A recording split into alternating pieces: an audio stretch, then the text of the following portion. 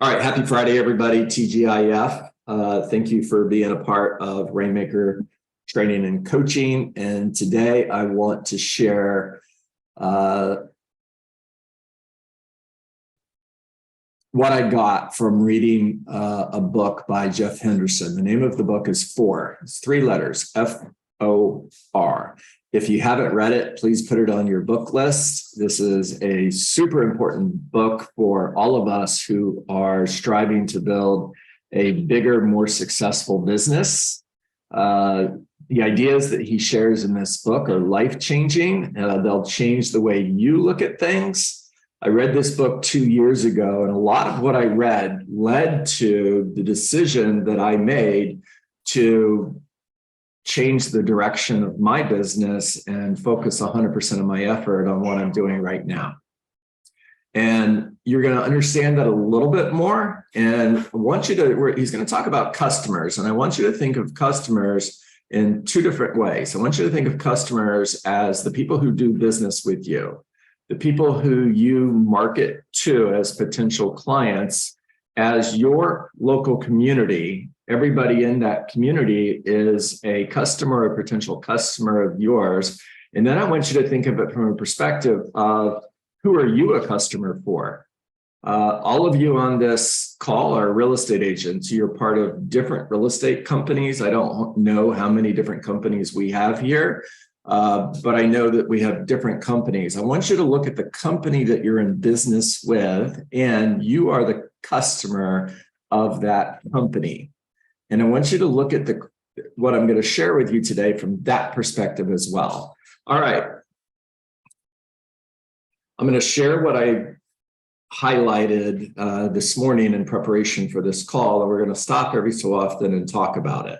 So the first thing that I want to talk to you about is Truett Cathy. I think everybody knows who Truett Cathy is, founder of Chick-fil-A and incredible business person who was for his people. He's known for being for his people. And I think Chick-fil-A is a company that has a ton of respect in the community where they exist, whether you like the food they sell or not. I think most of you would agree with their vision, their mission, and their values. All right, so here's what Truett Cathy has to say. Or here's what the author of FOR has to say about Truett Cathy. Truett Cathy was more interested in the business growing people than he was in people growing the business. And that's exactly how his business grew. Are you for your people? Are you focused on building your business and what people can do in order to help you grow your business? Are you in business with somebody who is focused on growing you? Or are you in business with somebody who is focused on what you can do in order to grow the business? Just all good questions that you should be thinking about. And what causes a business to grow? Well, there's three things that cause a business to grow. Number one, when our focus is on growing people, people grow the business. So as a business owner, when my focus is on growing people, people grow the business. What business am I currently in? Well, I'm a trainer and coach. Rainmaker Training and Coaching is my business. And 100% of my time is focused on growing you. I show up every day intentionally asking myself, what can I do today in order to help the people who follow me build a bigger business and live a better life?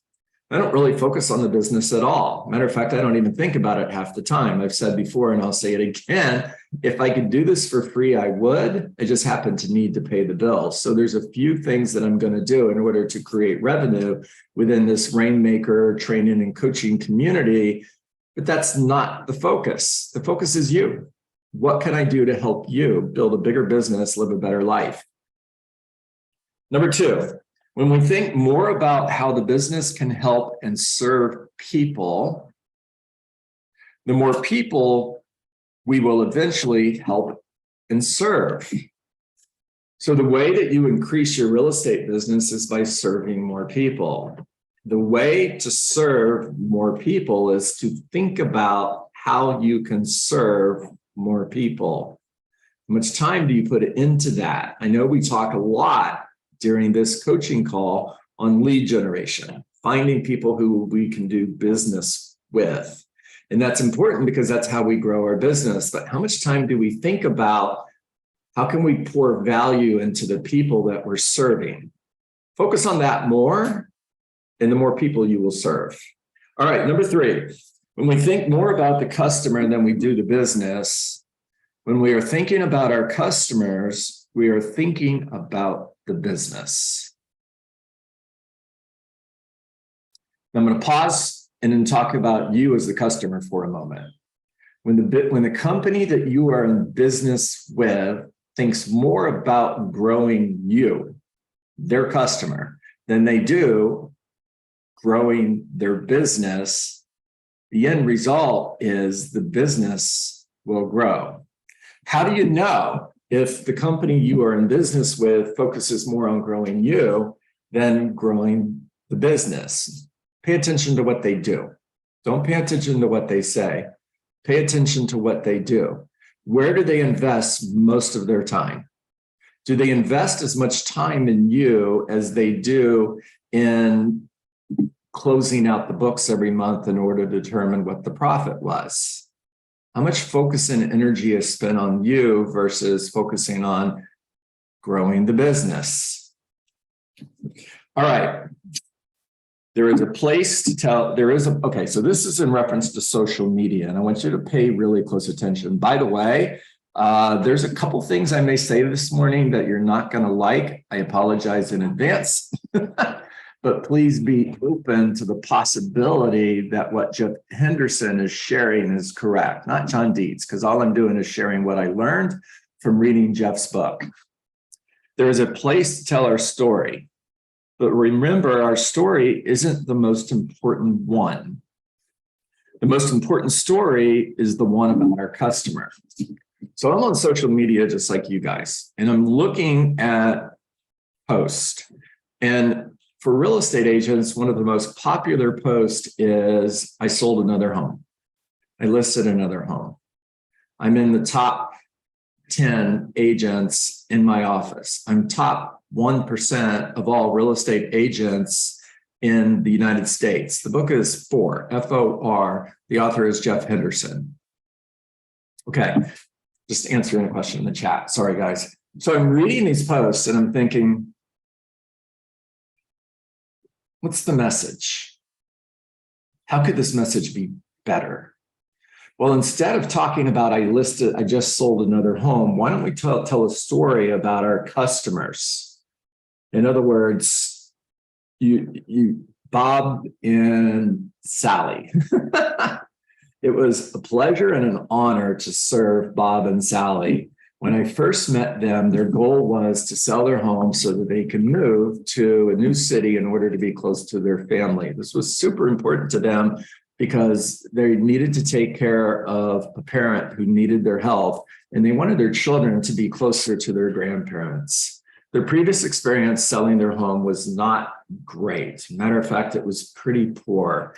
And when I first met with them, the first thing I did was ask them what needed to happen for the sale of their home to be a success. They shared with me what that was. And okay, you guys get the point. The story is about Bob and Sally. It's not about you, the almighty realtor who sold another home.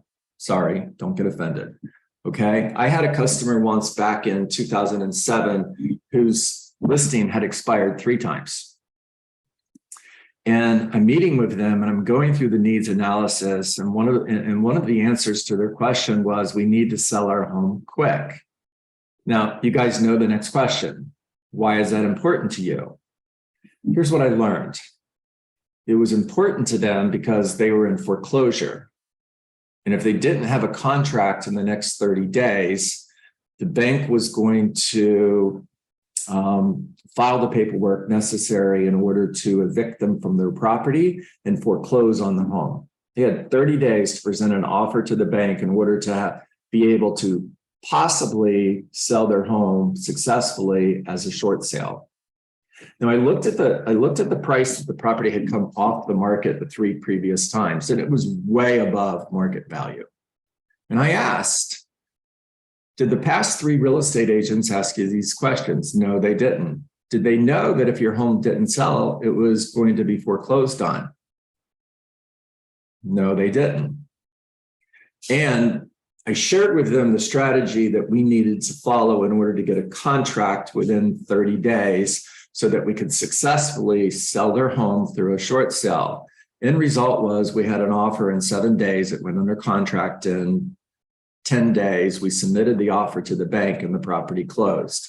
And because we did that, they were able to successfully sell their home as a short sale versus having the bank foreclose on their home. All of you guys are real estate agents. You know the value in selling their home as a short sale versus having the property being foreclosed on. Now, that's a story. And I could have focused on, I sold another home, or I could have told a story about this family that I helped that was able to avoid foreclosure and make that my story more powerful. People reading your post are going to be more impressed by that than I sold another home. All right, I'm going to beat that one to death. So let's go on. All right, so what causes a business to grow? Well, the 2 most important questions you can ask is, what do I want to be known for? What do I want to be known for by my customers? What do I want to be known for in the community? If I own a large real estate organization, then I'm asking the question, what do I want to be known for in the real estate community? The next question is, what are we known for? What do I want to be known for? What do we want to be known for? The next question is, what are we known for? And look at your mission, your vision, your niche, your beliefs. Those all speak to what you want to be known for. Are you known for those things? The first question is what we say. The second question is what our customers say. When the answers to these 2 questions match, growth happens. Growth in your real estate business, growth in the real estate organization that you're a part of. When the answer to what do I want to be known for, what am I known for, match, growth happens. When you have a compelling vision, product, and purpose, and if you're taking notes, underline and a whole bunch of times, because it's the most important word in this sentence. When you have a compelling vision, product, and purpose, and customers experience it, they gladly become a source of positive word of mouth advertising. In other words, when you are known for what you want to be known for, you don't have to market your business. Your customers will market it for you.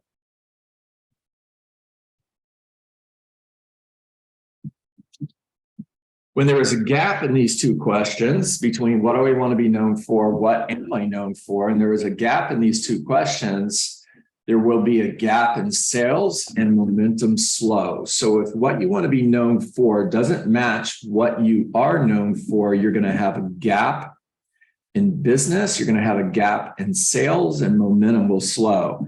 Being for, underline that word, for, F-O-R.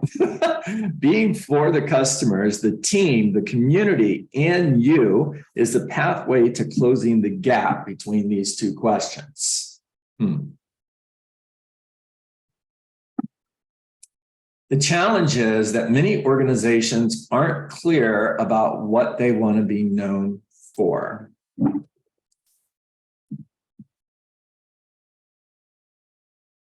Chick-fil-A makes a business decision to close on Sundays. You're not going to find a Chick-fil-A open anywhere. Boy, and somebody's going to fact check me and say, you're wrong, John. There's this one in Blanktown. Okay, good. Chick-fil-A's made a business decision to close on Sunday because Truett Cathy wanted to honor family and he wanted to honor God. And it was a business decision. Are they known for that? Of course they're known for that. They want to be known for that, and they are known for that. And that simple fact is part of the reason why they're one of the most successful fast food franchises. I think maybe I said that wrong, in the United States. Okay. And if the organization is confused about this, the customers certainly will be too. If you don't know your mission, vision, values, and beliefs, the customers certainly won't. If you're not in alignment with your mission, vision, beliefs, well, the customers will be extremely confused as well. Thriving organizations live and breathe this. You feel it in their DNA. When you're a part of one of these organizations, you just know it. You can feel it in your DNA. It electrifies the culture with a buoyant spirit. It turns a job into a calling, a customer into a friend, a company into a movement. Oh my gosh, so powerful. Let's focus back on Rainmaker training and coaching for a moment. My customers are you. And my mission, vision is to change the way real estate is done. It's a movement. I am passionate about this. I am living every single day to change the way real estate is done so that 10% of real estate agents don't make 90% of the money. I have nothing against real estate agents having massively successful careers. Do it. Make as much money as you can, because the more money you make, the more people you can help. What I have where I'm challenged is, if you looked at NAR, you guys can look it up, National Association of Realtors will tell you the average realtor in the United States sells 5 homes a year. It might be 7 homes a year. It's somewhere between 5 and 7. Let's say it's 7. And let's say the average commission is $10,000. Well, it's $70,000 after they give their broker their share and they pay for all of their expenses, marketing and advertising. They might be left with $40,000. And here's the challenge. 90% of the real estate agents that are in this business are trying to support their families on $40,000 a year. That's not okay with me. It's not. I'm going to change that. Now, that's my just cause, which Jeff Henderson talks about in 4 as well. And your just cause should be a goal that is so big that ultimately it's unachievable. Oh, by the way, I misquoted. That doesn't come from 4. It comes from The Infinite Game by Simon Sinek. Diane, talk to me. So, John, like this subject, you know how I feel about it. Mm-hmm. And today, somebody I know posted, I actually reshared it. They posted, everybody wants to know the truth until they're told the truth. Mm.